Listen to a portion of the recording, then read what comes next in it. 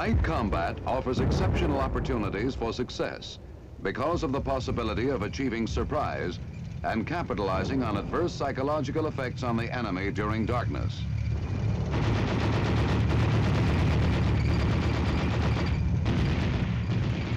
Basically, the fundamentals involved in night attacks are the same as in daylight attacks. However, in a night attack, the problem of control and coordination is much greater. Dispersion is less, and movement is considerably slower.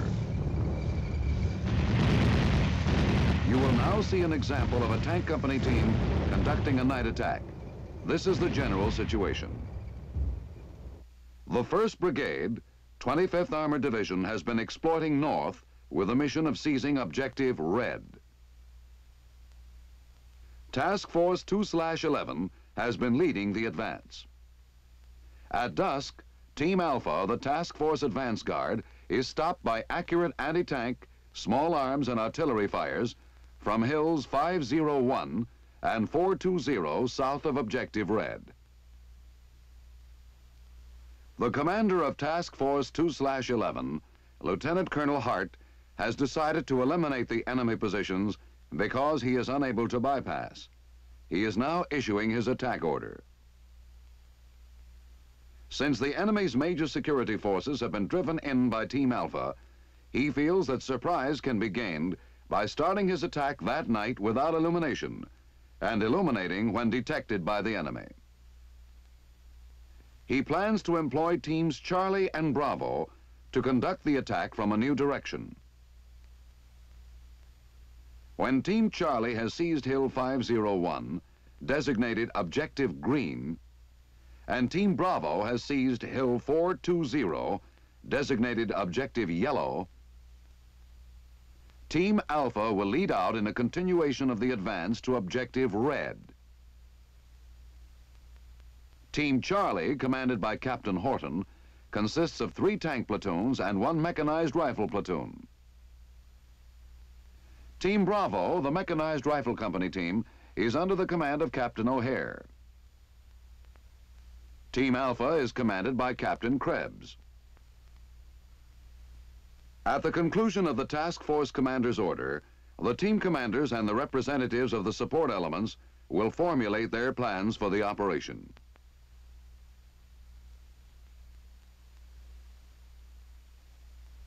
Our attention in this film will be focused on Captain Horton and Team Charlie as they prepare for the coming attack.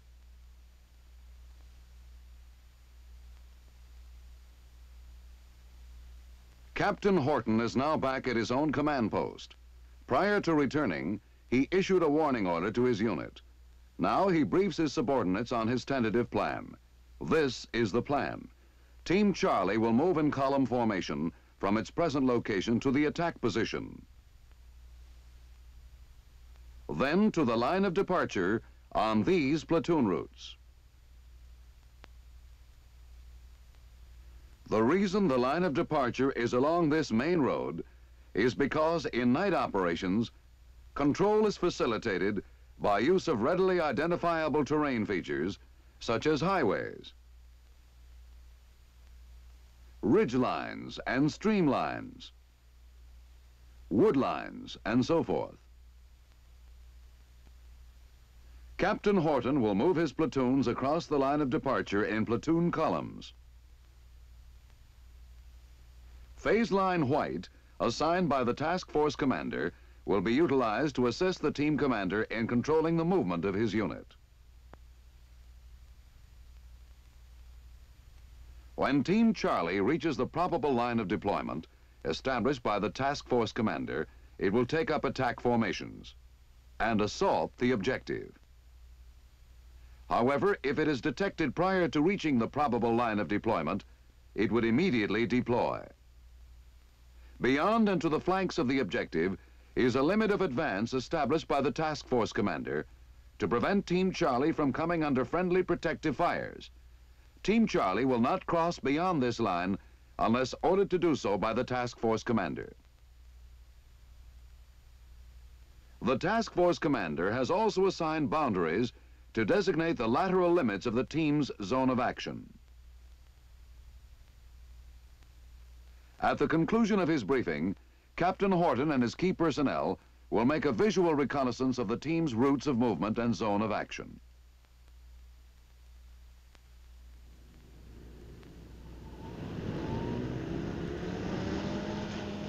During his reconnaissance, the team commander selects an attack position. The position must be large enough to accommodate his entire force in the formation it will use in crossing the line of departure.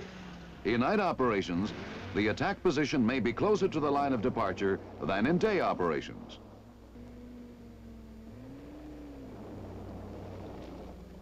Captain Horton chooses routes for the movement of his platoons from the attack position to the line of departure.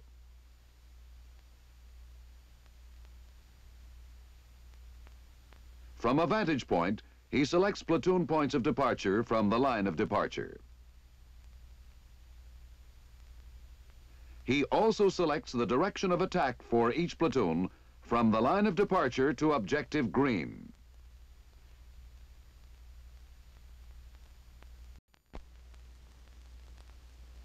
In addition to a daylight reconnaissance, if time permits, each platoon leader will make a night reconnaissance to determine the degree of visibility of his platoon sector, his assigned routes, and his platoon points of departure.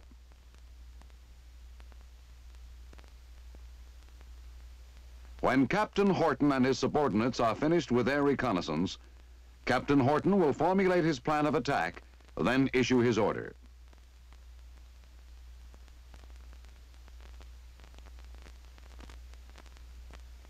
Attack orders should be complete, covering all details of the operation. They should include the situation, the mission, execution, administration and logistics, and command and signal matters. Briefly, this is Captain Horton's order. The 1st Tank Platoon, under the command of Lieutenant Turk, will attack on the left and seize and secure the west portion of Objective Green.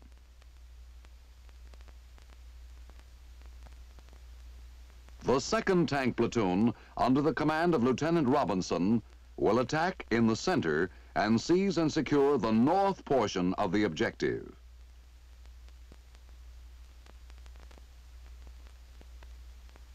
The 3rd Tank Platoon, under the command of Lieutenant Bushnell, will attack on the right and seize and secure the east portion of the objective. Once the attack is detected, or upon reaching the probable line of deployment, all tank platoons will move into line formation and all means of illumination and supporting fires will be employed. Extreme caution must be exercised to coordinate fires and movement on the objective.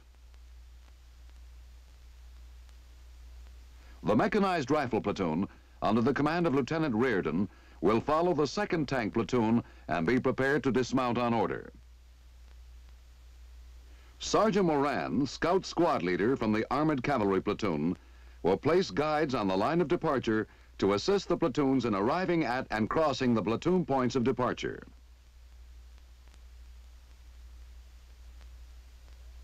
Sergeant King, the 4.2-inch mortar observer, will provide fires on call. Lieutenant Condon, the artillery forward observer, will continue the normal harassing fires until the team is detected. At that time, close support fires will be placed on the objective and shifted beyond it on call. He will also be prepared to provide illumination in the zone of action from the time the team crosses the line of departure until the objective is taken, and to fire illumination and high explosive rounds beyond the objective. Light aircraft will be used to assist in the illumination of the objective by dropping flares. When required, tanks from Team Alpha will illuminate the team's boundaries. Team Alpha's tanks are used to prevent dissipation of the combat power of the attacking teams. Team Charlie will cross the line of departure in 1 hour.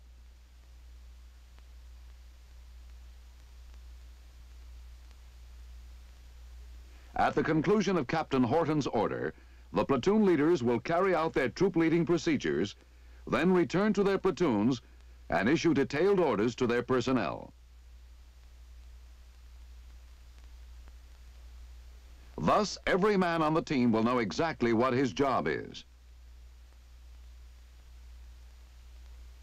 Equipment is checked, and infrared periscopes are installed. The scout squad now moves out to the line of departure to act as platoon guides. The ground surveillance radar section will assist in securing the line of departure.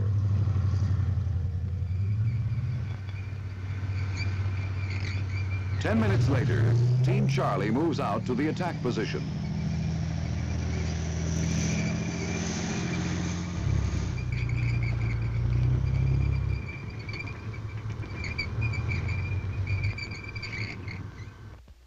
The team moves toward the attack position in column formation. First platoon, command group, second platoon, mechanized rifle platoon, third platoon. In night operations, commanders maintain maximum control of their units by keeping them in column formation as long as possible. At the attack position, the team changes formation from company column to platoon columns and continues forward to the platoon points of departure on the line of departure.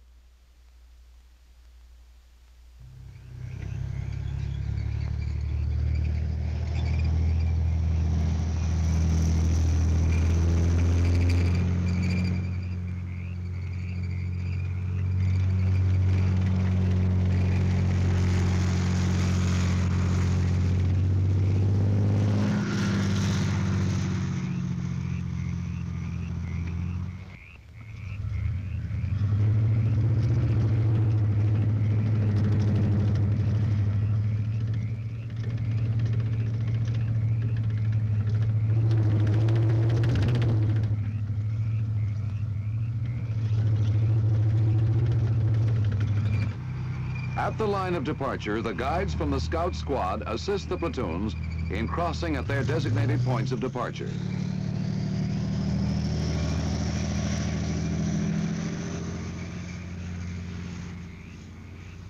In night combat, men and vehicles are identified through pre-established means. In this case, guides are identified by luminous armbands. Officers are identified by vertical luminous strips on the rear of their helmets. Non-commissioned officers are identified by horizontal luminous strips. Tanks by luminous markers on the turret.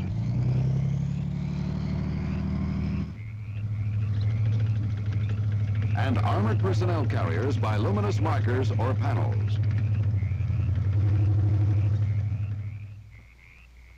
After crossing the line of departure, Team Charlie's tank platoons move out along their directions of attack toward Hill 501 and are now approaching the probable line of deployment. On Hill 501, the enemy forces are alerted to Team Charlie's advance and commence firing defensive fires.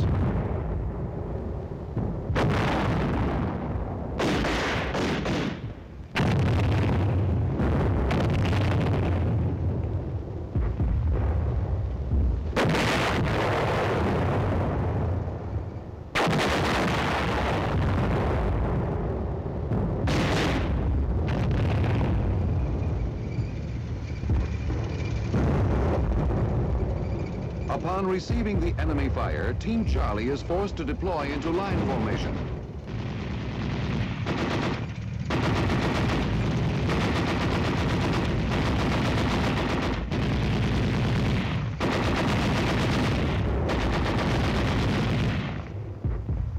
The mechanized rifle platoon deploys behind the second tank platoon, ready for commitment by the team commander.